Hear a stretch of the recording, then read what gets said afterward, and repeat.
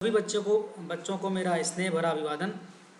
बच्चों, आज इस कक्षा के माध्यम से हम मशहूर कश्मीरी कवयित्री लल दद के द्वारा लिखे गए वाक का अध्ययन करेंगे।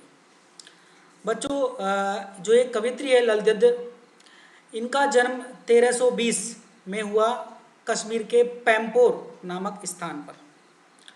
बच्चों, ये जो कवयित्री है इनके बारे में हम थोड़ी जानकारी हासिल कर लेते हैं।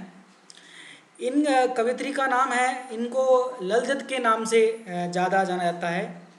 इनको लल्लेश्वरी, लला, लल योगेश्वरी, ललारीफा आदि नामों से भी इनको जाना जाता है। वे 14वीं सदी की एक भक्त कवयित्री थी। भक्त कवयित्री, जिस प्रकार कबीर जी भक्त कवि थे, इसी प्रकार लल दद भक्त कवयित्री थी, जो कश्मीर की शैव भक्ति अर्थात शिव भक्ति परंपरा और कश्मीरी भाषा की एक अनमोल कड़ी मानी जाती है। बच्चों, इनके द्वारा लिखे गए जो वाक हैं, जो गीत हैं, उनको जो कश्मीर का जो इलाका है वहाँ पे इनको बड़े चाव से गाया जाता है। कश्मीरी संस्कृति और कश्मीर के लोगों के धार्मिक और सामाजिक विश्वासों के निर्माण में लल्लेश्वरी का अत्यंत महत्वपूर्ण स्थान है। उन्होंने कश्मीर के लोगों के धार्मिक और सामाजिक जो आस्था है, उस आस्था के निर्माण में बहुत महत्वपूर्ण भूमिका इन्होंने निभाई है। लल दद की काव्य शैली को वाक कहा जाता है। इनकी कविताओं में चिंतन एवं भावनात्मकता का विचित्र संगम है। कहीं इनकी कविताओं में चिंतन हमको प्रकट होता है, कभी ये भावना से भरी हुई दिखाई पड़ती हैं। इन्होंने अपने वाकों के माध्यम से उस समय के समाज में व्याप्त धार्मिक आडंबरों का, आडंबर मतलब पाखंडों का, खुलकर विरोध किया है, उसी प्रकार जिस प्रकार प्रसिद्ध भक्त कवि कबीर जी ने किया था। इनकी काव्य शैली की भाषा अत्यंत सरल मानी जाती है, जिसकी वजह से लल दद और भी प्रभावशाली बन जाती है। लल दद आधुनिक कश्मीरी भाषा का प्रमुख स्तंभ मानी जाती हैं। जो आज हम कश्मीरी भाषा देख रहे हैं, सुन रहे हैं, उस भाषा की जो मुख्य स्तंभ है, मुख्य कर्ता धर्ता है, वो लल दद ही रही हैं। बच्चों, जैसा कि इसमें दिखाई दे रहा है, इनको हम बात करें अब इनकी भाषा शैली के बारे में। इनकी भाषा शैली जो है वो लोक जीवन के तत्वों से प्रेरित है, आम जीवन के तत्वों से। और इनकी जो रचनाओं में जो उस समय पंडिताई भाषा चल रही थी, संस्कृत जटिल भाषा थी, जो पढ़े लिखे हैं उन्हीं की भाषा थी। आम लोग बाग उन भाषाओं उस संस्कृत को समझ नहीं पाते थे। उसी प्रकार यही हाल फारसी का था। उस समय हमारा देश विभिन्न रियासतों में बटा हुआ था, तो वहाँ जो मुग़ल दरबार है वहाँ की भाषा फारसी थी। तो आम बोलचाल की जो भाषा में कविताएं नहीं लिखते थे, इसलिए आम लोग उनको नहीं समझ पाते थे। लेकिन लल दद ने क्या किया, अपने संदेशों को, अपनी भावनाओं को जन जन तक पहुंचाने के लिए जनता की सरल भाषा का प्रयोग किया। यही कारण है कि लल दद की रचनाएं सैकड़ों सालों से कश्मीरी जनता की स्मृति और वाणी में आज भी जीवित हैं। उनकी जो रचनाओं को आज भी कश्मीर के लोग याद करते हैं और गुनगुनाते हैं। वे, जैसा मैंने बताया कि वो आधुनिक कश्मीरी भाषा की प्रमुख स्तंभ मानी जाती हैं। हमने अभी पढ़ा कि इनके जो काव्य शैली है उसको वाक कहा जाता है। जिस तरह हिंदी में कबीर के दोहे, मीरा के पद, तुलसी की चौपाई और रसखान के सवैये प्रसिद्ध हैं, उसी तरह लल दद के वाक प्रसिद्ध हैं। अपने वाकों के जरिए उन्होंने जाति और धर्म की संकीर्णता मतलब तुच्छपन, छोटापन, कि हम जाति और धर्म के आधार पर एक दूसरे को ऊंचा और नीचे समझें, इसको हम संकीर्णता कहते हैं। तो उस संकीर्णता से ऊपर उठकर भक्ति के ऐसे रास्ते पर चलने पर जोर दिया जिसका जुड़ाव जीवन से हो। उन्होंने धार्मिक आडंबरों का विरोध किया और प्रेम को सबसे बड़ा मूल्य बताया। बच्चों, जितने भी भक्त कवि रहे हैं उनका ये मानना रहा है कि ईश्वर को प्राप्त करने के रास्ते अलग अलग हो सकते हैं, लेकिन मंजिल एक ही है, और वो मंजिल है मोक्ष की प्राप्ति। मोक्ष मतलब जन्म मरण के चक्र से छुटकारा प्राप्त करना। हम बात करें जो हमारी जो कविता में, जो इस पुस्तक में जो वाक दिए गए उनके बारे में। विद्यार्थियों को भक्ति काल की व्यापक जन चेतना और उसके अखिल भारतीय स्वरूप से परिचित कराने के उद्देश्य से, कि हमारे जो आज के विद्यार्थी हैं वो जान पाएँ कि हमारा जो भक्ति का स्वरूप कितना विशाल रहा है, कितना विशद रहा है और भक्ति काल को स्वर्ण युग क्यों कहा जाता है, तो उस बारे में लोगों को परिचित कराने के लिए, उस समय लोगों की चेतना किस प्रकार थी उससे परिचित कराने के लिए यहाँ ललित के 4 वाकों का हिंदी अनुवाद प्रस्तुत किया गया है। हम बात करें, और ये अनुवाद किया है मीराकांत जी ने। पहले वाक में यहाँ कुल 4 वाक दे रखे हैं। पहले वाक में ललित ने ईश्वर प्राप्ति के लिए किए जाने वाले अपने प्रयासों की व्यर्थता की चर्चा की है कि कवयित्री जितने भी प्रयास कर रही है ईश्वर को प्राप्त करने के, वो सारे प्रयास व्यर्थ जा रहे हैं, बेकार जा रहे हैं। दूसरे में बाह्य आडंबरों का विरोध करते हुए यह कहा गया है कि अंतःकरण मतलब मन, अगर हम हृदय से संभावी हो जाएं तभी मनुष्य की अंतःकरण में ईश्वर का वास हो सकता है, ईश्वर के दर्शन हो सकते हैं। दूसरे शब्दों में हम कहें तो इस माया जाल में कम से कम लिप्त होना चाहिए हमको। माया क्या है? लोभ, मोह, आकर्षण, परिवारवाद, एक दूसरे हम ये लालच करें, ये सब क्या है? हमारा एक माया जाल है। तीसरे वाक्य में कवयित्री के आत्मालोचन की अभिव्यक्ति है, खुद की अभिव्यक्ति, कि वो अपने स्वयं के ज्ञान चक्षुओं से, हृदय की चक्षुओं से क्या देखती है। वे अनुभव करती हैं कि भवसागर से अर्थात संसार रूपी सागर से पार जाने के लिए सदकर्म ही सहायक होते हैं, अच्छे कर्म। बच्चों कहते हैं कि इंसान जब इस दुनिया में आता है तो बंद मुट्ठी लिए आता है, अपनी किस्मत लेके आता है, और जब वो मृत्यु को प्राप्त होता है, अपना शरीर त्यागता है, तो अपने खुले हाथ होकर के जाता है, अर्थात उसके साथ कुछ नहीं जाता, सिर्फ उसके सदकर्म ही जाते हैं। बच्चों, भेदभाव का विरोध और ईश्वर की सर्वव्यापकता, ईश्वर सब जगह विद्यमान है, का बोध चौथे वाक्य में है। ललित ने आत्मज्ञान को ही सच्चा ज्ञान माना है कि जिसने स्वयं को जान लिया उसने प्रभु को जान लिया। प्रस्तुत वाकों का अनुवाद जैसे बताया मैंने आपको मीराकांत जी ने किया है। अब हम इस वाकों का सारांश देखें पूरा, कि यहाँ प्रस्तुत वाकों में कवयित्री ललित हमें कहना चाह रही है कि ईश्वर को ढूंढने के लिए मंदिर मस्जिद में जाने से कोई फायदा नहीं है। और कुछ इसी प्रकार के विचार कबीर जी ने व्यक्त किए हैं। मोको कहाँ ढूंढे बंदे, मैं तो तेरे पास में, ना मैं देवल ना मैं मस्जिद ना कावे कैलाश में। तो इसी प्रकार के जो विचार हैं ये कवयित्री ललित व्यक्त करती हैं। ईश्वर को प्राप्त करने का केवल एक ही मार्ग है कवयित्री ललित के अनुसार। अगर कोई सच्चे हृदय से अपने अंतःकरण की ओर झांकेगा, अपने मन की ओर झांकेगा, तो वह ईश्वर को सहज ही प्राप्त कर सकता है।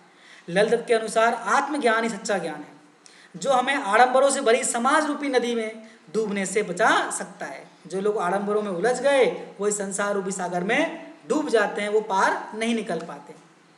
उन्होंने धार्मिक तथा अन्य भेदभावों का विरोध किया और ईश्वर को एक बताया। ईश्वर एक है, मंजिल एक है, रास्ते अलग अलग हैं। उनके अनुसार हम अच्छे कर्मों द्वारा ईश्वर को प्राप्त कर सकते हैं, और हम अच्छे कर्म तभी कर पाएंगे अगर हमारे हृदय के अंदर जो अहम भाव है, जो अहंकार है, घमंड है, उससे हम मुक्त हो पाएंगे। तभी हम अच्छे कर्म कर पाएंगे, तभी हम मानव को मानव समझ पाएंगे। अब बच्चों हम बात करें इसके पहले वाक्य की। रस्सी कच्चे धागे की खींच रही मैं नाव, जाने कब सुन मेरी पुकार, करें देव भवसागर पार। पानी टपके कच्चे सकोरे, व्यर्थ प्रयास हो रहे मेरे, जी में उठती रह हुक, घर जाने की चाह है गेरे। जैसा बताया कि इसमें कवयित्री ललित ईश्वर प्राप्ति के लिए जो उसके द्वारा जितने भी प्रयास किए जा रहे हैं, उन सभी प्रयासों की व्यर्थता के बारे में बता रही है कि वो जितना भी प्रयास कर रही है ईश्वर को प्राप्त करने के लिए, उसके प्रयास सब बेकार जा रहे हैं। इसकी हम अगर भावार्थ देखें तो कवयित्री इन पंक्तियों में अपने इंतजार और प्रयास का वर्णन किया है कि वो इंतजार करती है प्रभु से मिलने का, और लेकिन उसके प्रयास कैसे हो रहे हैं? असफल हो रहे हैं। उन्होंने वर्णन किया है कि कब उनका मिलन परमात्मा से हो पाएगा, कब आत्मा विरहनी आत्मा है कब परमात्मा से मिल पाएगी। जिस तरह कच्चे घड़े से पानी टपक टपक कर कम होता जाता है, पानी टपके कच्चे सकोरे, जिस प्रकार कच्चे घड़े से पानी टपक टपक कर कम होता जाता है, उसी तरह कवयित्री का जीवन भी कम होता जा रहा है। हमारी सांसें कम होती जा रही हैं। ईश्वर ने जितनी भी सांसें लिख दी हैं वो सांसें कम होती जा रही हैं।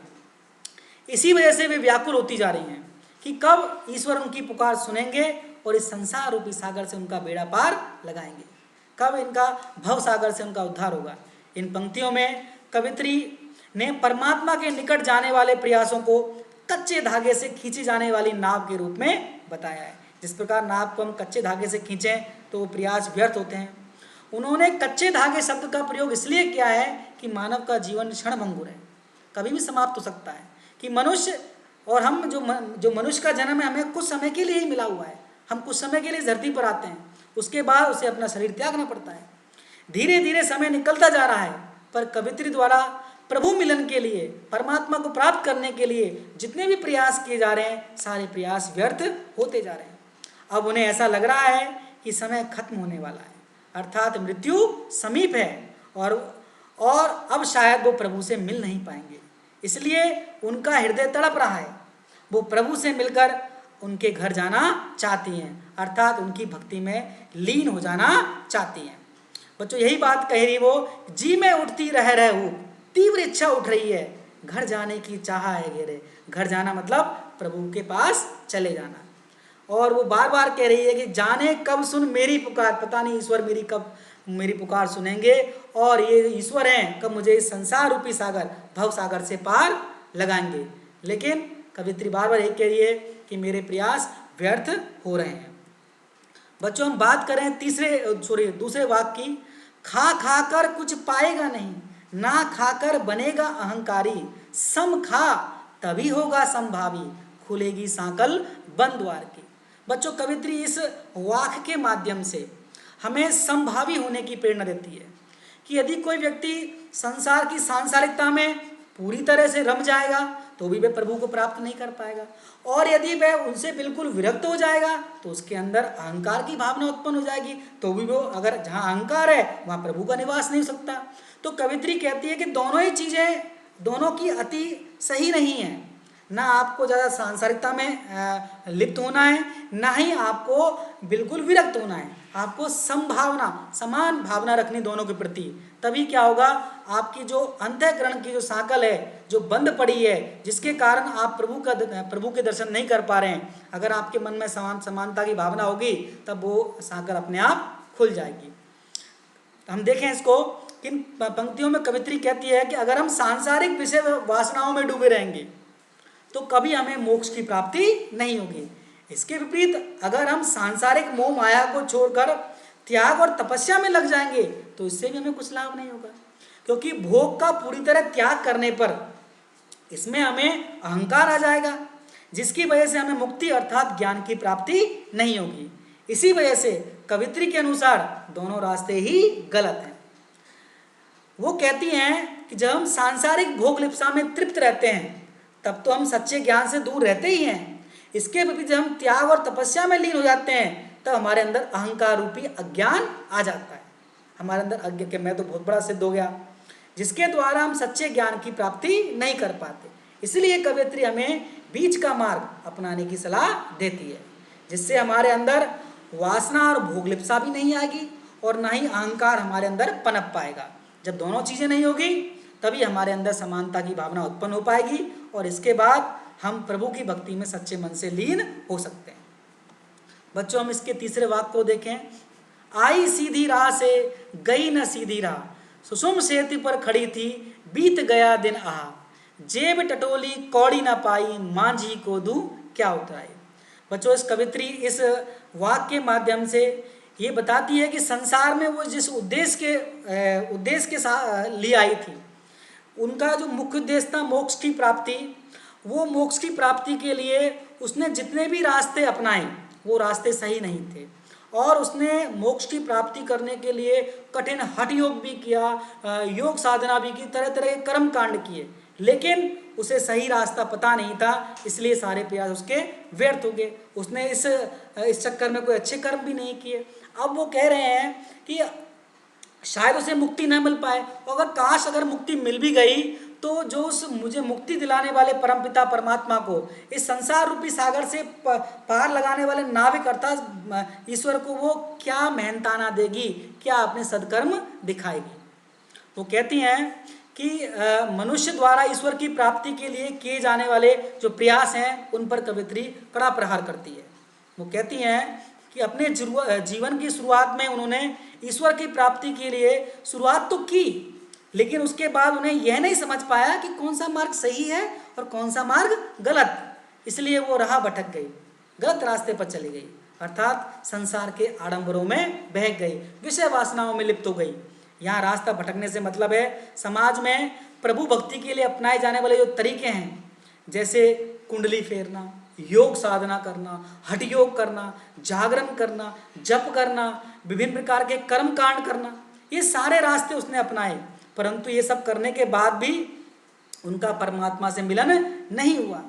कबीर जी ने यही कहा है कि नामे देवल नामे मस्जिद ना कावे कैलाश में, ना तो कोने क्रिया कर्म में, नहीं योग बैराग में। यही बात कवित्री वाक कहने का प्रयास, कवित्री ललित कहने का प्रयास कर रही हैं। इसलिए वो दुखी हो गई हैं कि जीवन भर इतना सब कुछ करने के बाद भी उन्हें कुछ हासिल नहीं हुआ और वे खाली हाथ ही रह गई है। और वो कहती हैं उन्हें तो अब ये डर लगा है कि जब वो भवसागर रूपी संसार संसार को पार करके ईश्वर के पास जाएंगी तो परमात्मा को क्या जवाब देंगी, अर्थात उन्होंने कोई ऐसा कर्म नहीं किया। इसका अंतिम वाक है, थल थल में वसता है शिवी, भेद न कर क्या हिंदू मुसलमान, ज्ञानी है तो स्वयं को जान, यही है साहिब से पहचान। यहाँ कवित्री कहने का प्रयास करती हैं कि जो लोग ईश्वर ईश्वर में भेद करते हैं, ईश्वर तो एक ही है, रास्ते अलग अलग है, मंजिल एक ही है, और लोग इस भेदभाव के चक्कर में एक दूसरे से कटुता पाले हुए हैं।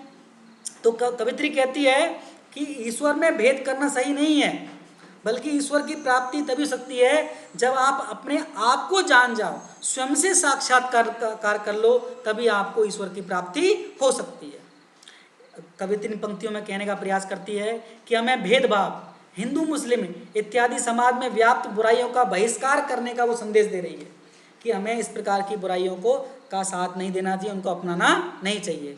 उनके अनुसार शिव अर्थात ईश्वर हर जगह बसा हुआ है, कण कण में व्याप्त है, सांसों में व्याप्त है, चाहे वो जल हो, आकाश हो या धरती हो या प्राणी, यहाँ तक कि हमारे अंदर भी ईश्वर बसा हुआ है। कबीर जी कहते हैं, कहे कबीर सुनो भाई साधु, सब सांसों की सांस में, ईश्वर हमारी सांसों में बसा हुआ है।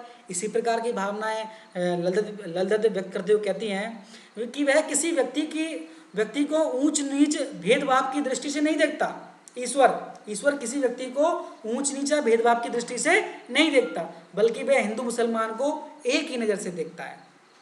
उनके अनुसार ईश्वर की प्राप्ति के लिए सबसे पहले हमें आत्मज्ञान प्राप्त करना जरूरी है। आत्मज्ञान, खुद का ज्ञान करना जरूरी है, अपनी आत्मा से साक्षात्कार करना जरूरी है, स्वयं को पहचानना जरूरी है, क्योंकि इससे हमें ईश्वर को प्राप्त कर सकते हैं। ईश्वर स्वयं हमारे अंदर आत्मा में बसे हुए हैं, क्योंकि हम सभी ईश्वर के ही अंश हैं।